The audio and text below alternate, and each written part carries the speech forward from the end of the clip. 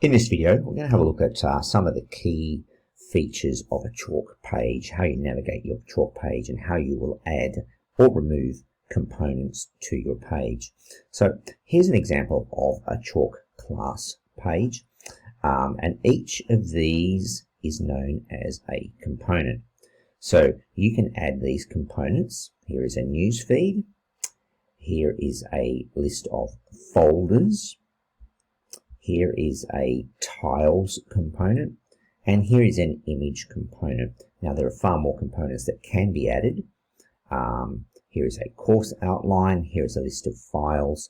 How you set your pages up is up to you, but try and think of making your page as interesting and as simple as possible for students to navigate. A page where students have to scroll down and down and down is not likely to be very useful to your class. Think about how you like to look at a web page. Just quickly, when I'm working with my pages and setting them up, I like to have a little bit more space. I don't like this on the side. I can remove this at any time and bring it back. So if I just go up to that top right hand corner there, and there's a pin, if I click on that, this gives me more space to work on my page when I'm setting it up. I can, of course, recover that side menu at any time just by clicking on those three lines. There it is temporarily, or if I want to pin it so it's there permanently, I click on that pin. But while I'm working on my page, I'll just remove that for the moment. Now, these are how we navigate and work with our chalk page. So, firstly, by unlocking the page, I can remove components if I like.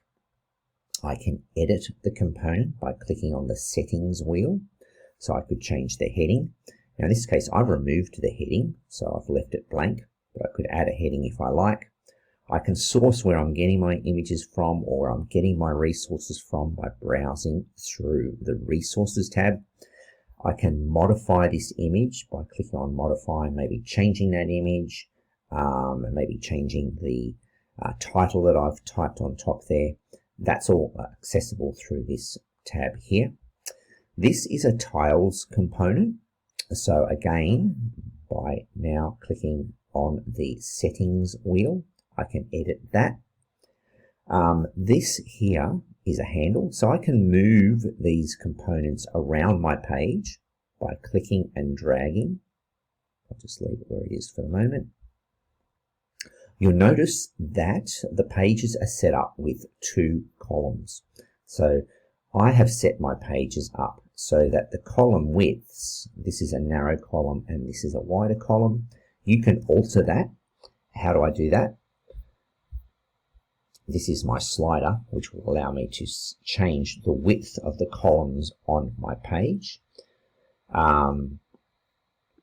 That would make them, each column, equally the same size. I like it the way it is.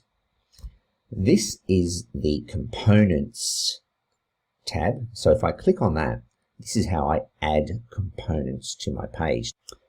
So these are the components that you will find on the menus of the Components tab. So here's the information menu, and so text boxes are one of the most useful components to add to your page. Here's a tiles component. If I'm going to add a text box, all I need to do is click, and now I've got my text box into which I can add information. I don't want that right at the moment, so I'll remove it. Ask me to remove.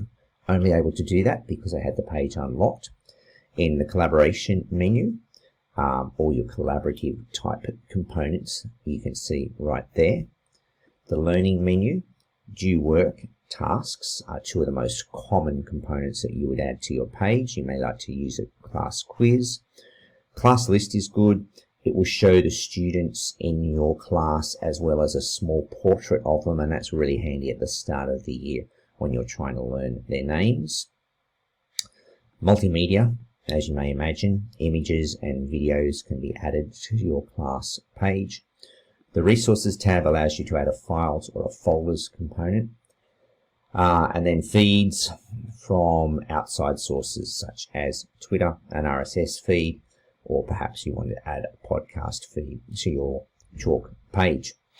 So those are some of the key components that you add to your page through that plus tab, and that gets rid of that. This is the slider which you use to change the width of the columns on your page. Then this 3 ellipses here, finally. These are common actions that you would use with your class page, including managing the group if you want to add members to your group. Now that doesn't refer to classes, that refers to groups. So for example, if you're looking after a sport or debating or some extracurricular group, the class mark book is important. That's where you'll be able to access your class marks. You can add a subfolder or modify a folder on your class page through that tab right there. So there's a brief introduction to how our pages are set up and how we can add or remove components to our pages.